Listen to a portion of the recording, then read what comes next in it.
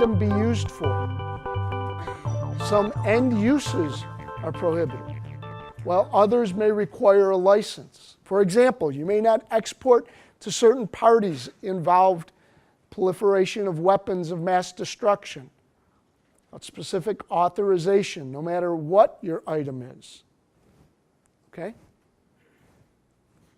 You could say, but we don't build weapons of mass destruction. We just build this little bar that goes into, well, what's that little bar used for? What does it do?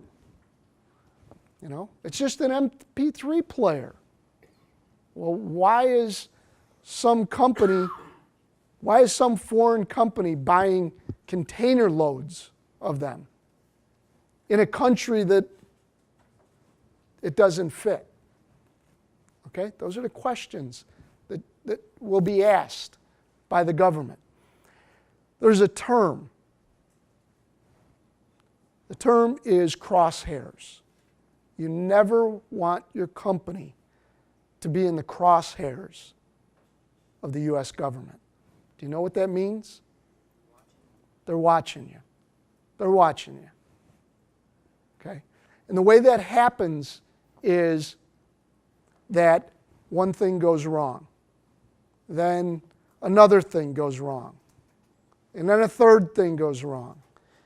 And maybe you don't hear anything about those three things.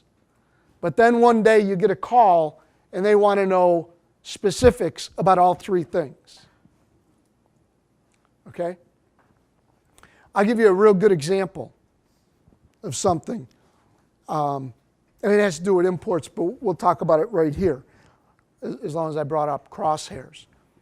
There's a regulation right now that's called ISF, International Security Filing, that everything that comes into the government wants 10 pieces of information before that product gets into the country, and we'll talk about that later. And right now, the government is not penalizing people for not doing it. But for the last year and a half, the government has been requiring that you do it, but they're not penalizing you. And I go around to companies and they say, well, Mike, we don't really need to do this because the government's not fining us if we don't. So why do we need to do it? What do you think the government's doing?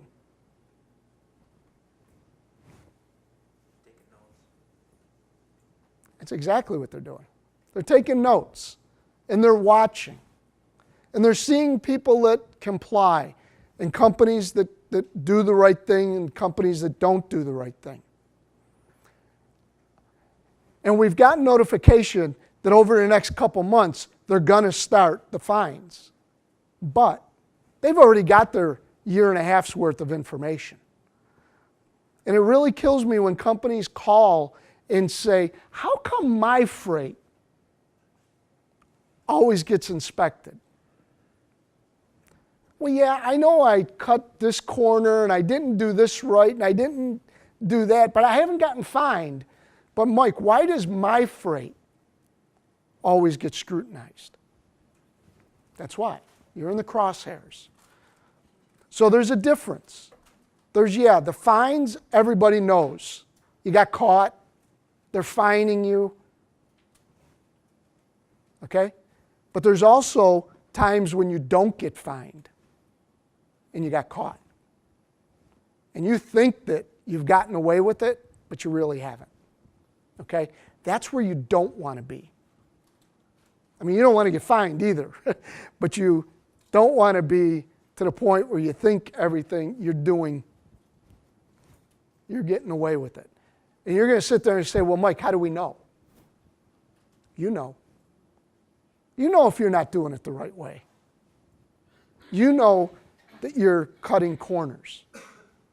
Okay? And it's different. If you're sending a shipment from Buffalo to Rochester, okay, and you know you should be using a flatbed, but you throw it on a van, you cut some corners, cut some little bit of cost. There's not a whole lot of risk there. You could do it. But when you're making a shipment to Chile and you're trying to cut corners, don't do that. You know you've cut the corner, and you know you're probably being looked at.